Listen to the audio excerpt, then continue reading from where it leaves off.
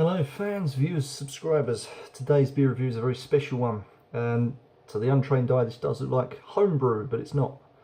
It's not. What we have here, fans, is a piece of history, and I know people out there have tried this, and you know, I know it's got good reviews about it. In actual fact, outstanding reviews about it. This is Westvleteren 12. It is one of the rarest beers in the world, if not the rarest beer in the world. If you don't believe me, Google it.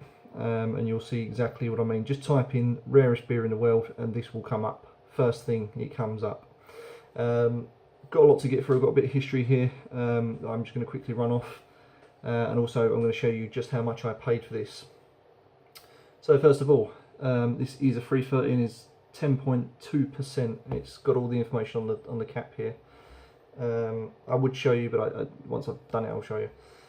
Brewed by monks at the St. Sixtus Brewery. It's a 19th century Cistercian and monastery Trappist, founded in 1838. So already this beer's got history, and as always, brewed by monks. I'm happy. They only make 475 kl of this beer each time, which is 60,000 cases. And they do brew this weekly, so 60,000 cases a week, that's nothing. You know, you look at people like the big guns, you know, they do hectolitres. This is cases, yeah, cases, fans. That's like 20, 12 at most. They've got 3 secular workers. There's 4 men that do labour. Sorry, there's 3 secular workers, sorry, that do the labouring, so that's heavy lifting. They've got 4 men that brew the beer, I do believe. Overall, there's 26 monks in the Trappist itself, in the abbey. There are 26 monks in totals, and out of all of them, only 5 run the brewery and 5 bottle. So 5 produce the beer, 5 bottle it up. Any money that's you know, from the purchase of this beer goes straight to the monastery, so it helps to renovate their needs and to live their lifestyle. Because monks, they don't brew beer for profit. They actually brew it just to keep their own lifestyle, so they break even all the time, and any profit they do get will help to keep the upkeep of the abbey, hence to keep this brewing. You can't just turn up at the brewery and knock on the door for this beer. The monks will turn you away. You know, they want you to physically order it, and they'll tell you if you can have it or not. You can't buy this virtually anywhere.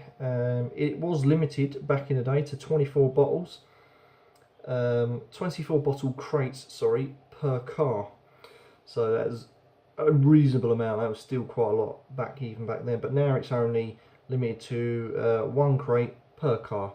So even if you turn up at the abbey and the monks do take a liking to you, you can only get 1 crate of this.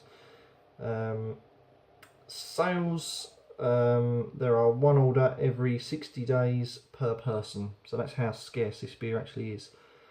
And to round it off, they have a phone line. I didn't know this, but the monks have their own phone line. I can't remember what they called it. Something stupid like the booze phone line or some shit like that.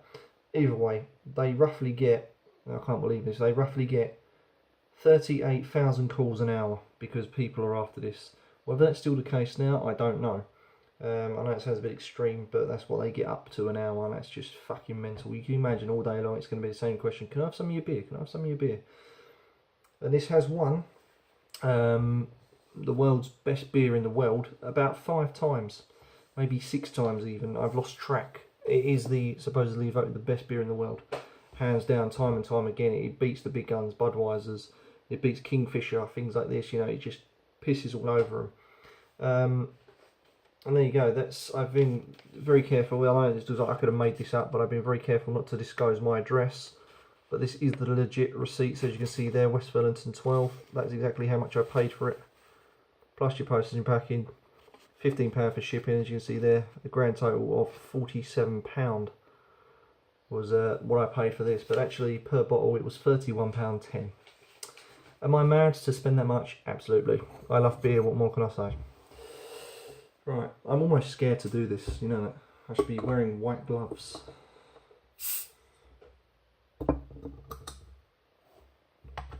It's smoking and it's starting to climb. Please don't go mad. Right, quickly show you the cap if I've got time to. Don't know. I'm going to have to pour. It's coming over the edge, fans. It's coming over the edge. I don't often show you the pour, I know.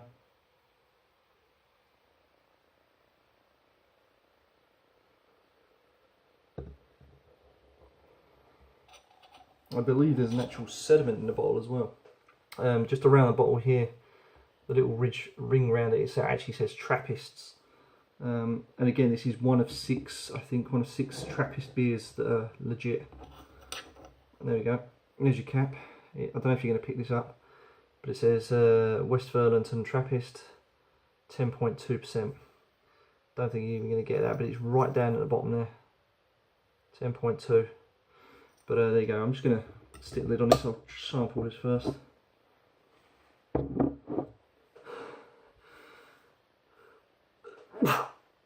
Oh dear, excuse me, fans. It is hay fever season, or approaching. Right. Oh boy, it's dark brown. You can't see this in this light, but it is dark brown. Very, very nice. It's like a caramel brown, almost as brown as the bottle in actual fact. The head, well, you can see for yourself. It's big. It's fluffy. It looks light. Look at that. Just giving you a bit more of a colour and depth. The head, very yeasty looking, but very light looking at the same time. Oh boy, I will literally, in about half an hour or so, I'll be pissing out history. That is no joke. I'm literally going to be pissing history away. Such a historical beer this, and I'm absolutely honoured to be trying this. I know lots of people out there have tried this, probably multiple times, but for me this has been quite an ambitious hunt. I've been looking for this for a number of years and finally found it. So to me this is like the holy grail. Right, here we go. Smells.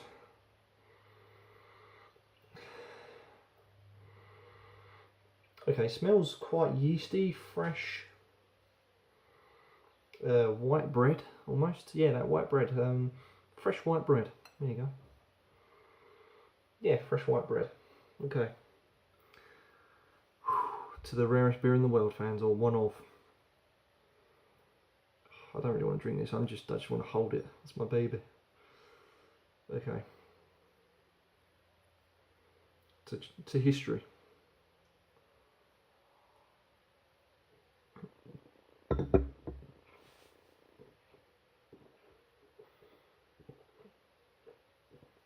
Oh, look at the massive gulp of head and a little bit of beer there.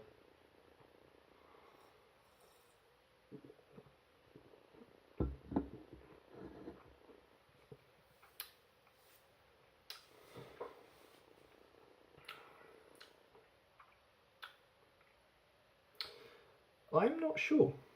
I really am not sure about this. Very nice, but I don't know.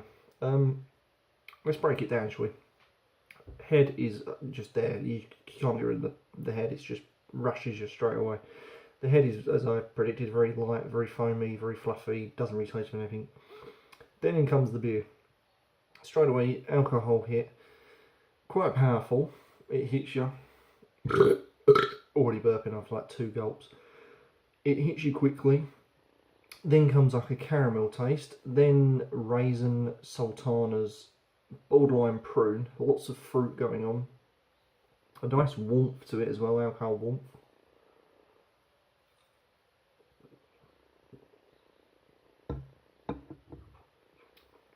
The body of the beer is insanely light for a 10.2%. I mean, this is supposed to be a Trappist beer, fans. Trappist beers are generally quite powerful, strong in the body and alcohol and flavour. So far, this is ticking 2 of the boxes. The body is exceptionally light. You can't get away from the head. The head is constantly there. It's so foamy. Just the first thing you get is the head, and then in comes the beer itself. There's a slight bitter towards the end, but not too bad. You know, not too bad.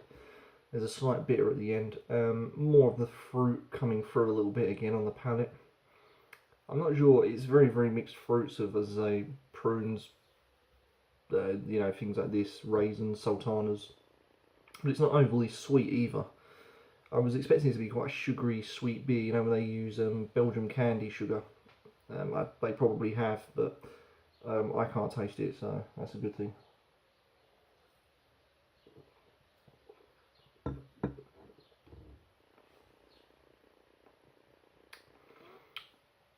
It just is such a mild beer for what it is. I mean, this is mild. Powerful flavours, yes. Body exceptionally light. Head, foamy, hangs around from start to finish. Even on the aftertaste, I can still have a muscle memory of the bubbles hitting the side of my cheek a little bit. And then in comes that sweetness again. Rounds off a slight bitter. Wow. Alcohol burn, again, I feel quite warm. You know, it is warm in my chest like a whiskey again, as typical of these strong beers from the monks. Oh dear. I mean, I can understand how this has won awards, but if I'm being honest, I don't really want to say this because my neck is on the line with this, but I can't understand how this is voted the best beer in the world multiple times. I mean, yeah, it's bloody nice, don't get me wrong. I would quite happily try and hunt some more down for the price, but I don't know. I mean, what is the best beer in the world? Is it this? I have no idea, supposedly. Definitely worth the purchase, definitely worth the £31 I spent. As you can see, £31. 47 in total. Yeah, a very, very nice beer, and I highly do recommend it if you can get your hands on it, which good luck on doing it, but I recommend it.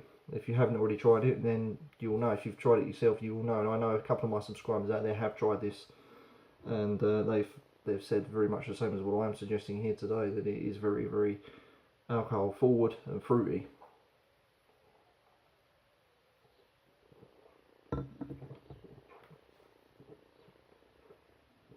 Still a nice beer. What would I score it? Well, I would score it a 10, obviously. Flavours are spot on. You know, there's a nice alcohol hit there. It's not too bad.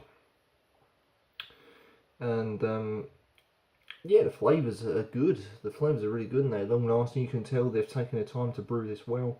So I would like to just put it out there. Not that they will be watching, but if the monks are watching, thank you very much from the bottom of my heart for producing such a blinding beer.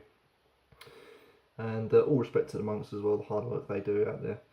So yeah, 10 out of 10 from me for the world's rarest beer. I mean, that is just something else. Still got some in there, but there you go. Has no label.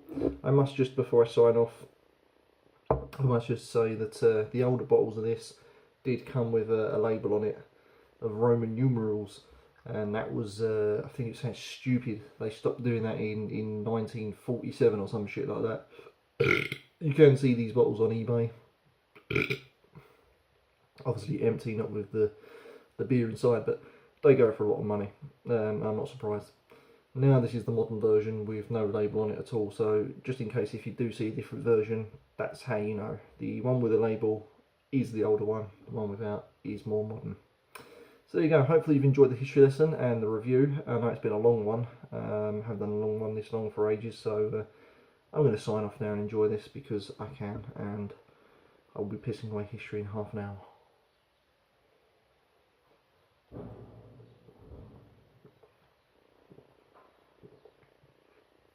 Truly is a good beer, fans. Cheers, thanks for watching.